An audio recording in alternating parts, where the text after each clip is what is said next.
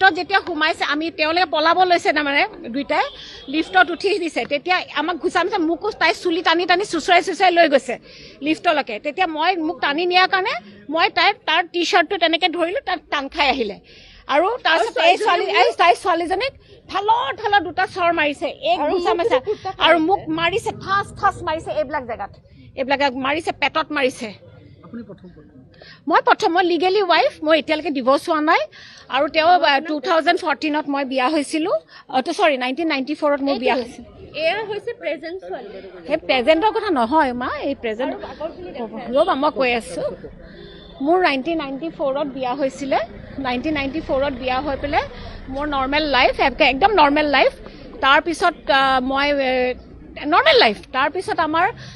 তেওঁ মানে UN consultant আছিলে UNত কাম কৰিছিলে দিল্লীত পষ্টিং আছিলে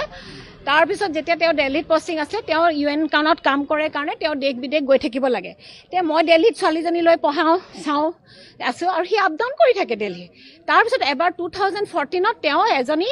এলিজাবেথ হুছেইন নামৰ ইউৰোপিয়ান ইউনিয়নৰ কলিগজনীৰ লগত এফেয়াৰ্ছ হ'ল তেওঁ তাত চাউথ আফ্ৰিকাত ছুৱাজিলেণ্ডত তেওঁ তাত তাইৰ লগত লিভিঙত আছিলে আৰু তেওঁৰ সেইজনী কি হ'ল নাজানো ব্ৰেকআপ হ'ল তেওঁৰ লগত ল'ৰা ছোৱালীও প্লেন কৰিছে নামো ৰাখিছিলে ল'ৰা ছোৱালী হ'লে কি ৰাখিব ৰ'বা তাৰপিছত সেইটোও কৰিছিলে তাৰপিছত তেওঁ ইৰাণীয়ান এজনীৰ লগত আছিলে তাইৰ নাম হৈছে মেহদি পুৰুষত তাৰপিছত 3 নম্বৰজনী চেব্ৰিনা ডেলেৰী সেইজনীৰ লগতো লিভিঙত আছিলে 3জনীৰ লগত লিভিঙত আছিলে লিভিঙত থকাৰ পিছত মাল্টিপল এফেয়াৰ্ছ কৰি আছিলে কৰাৰ পিছত আকৌ 2017ত তেওঁ মাৰিয়ামক বিয়া কৰিছে সেইজনী ৰাছিয়ান চিটিজেন হয় ৰাছিয়ানজনীক বিয়া কৰাৰ পিছত তেওঁ তাৰপিছত আমি 19ত কোৰ্ট কেছ দিলোঁ মোৰ মেইনটেনেঞ্চ কেছ দিলোঁ হি 62-year-old মেন ঠিক আছে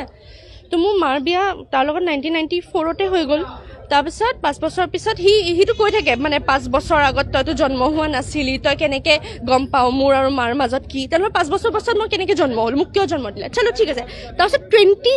1999ৰ পৰা 2014লৈকে সি কেনেকৈ আছিলে ইমান দিন যদি তাৰ ইমান প্ৰব্লেম সি বাহানা দিয়ে তাতো সি কিমান এফেয়াৰ্ছ বিয়াৰ মাজত আমি পিছতহে খোলাচা হৈছে তাৰ এফেয়াৰ্ছৰ বিষয়ে তাৰপিছত 2019ত মায়ে কেছ ফাইল কৰিলে মই তেতিয়া টিনেজাৰ আছিলোঁ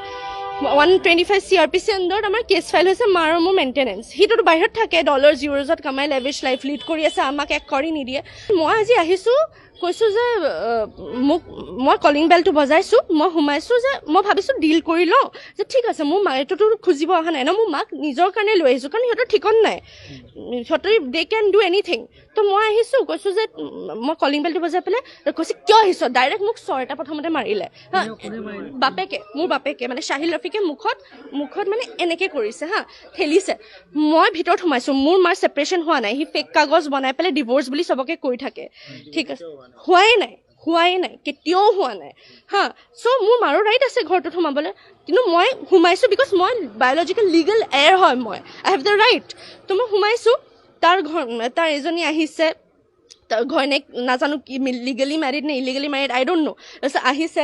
তাৰপিছত কৈছে তই নাপাওঁ একো মই ভাবিলোঁ শান্তিছে আমি ডিছকাছ কৰোঁ নাপাওঁ তাৰপিছত মোৰ মায়ে কৈছে এইজনী যে তই ৰাখিছ হা তই যাৰ লগত থাক আমি সেইটো কোৱা নাই যে তই যাৰ লগত থাক আমি এনেকৈ কৈছোঁ হা আমি একো কোৱা নাই তাইক একো আমি কোৱা নাই তাক কৈছোঁ যে তই যাৰ লগত থাক কিন্তু নিজৰ ৰাইটছখিনি দে যিকোনো খবৰৰ বাবে যোগাযোগ কৰক আমাৰ এই নম্বৰত 9181 307 2221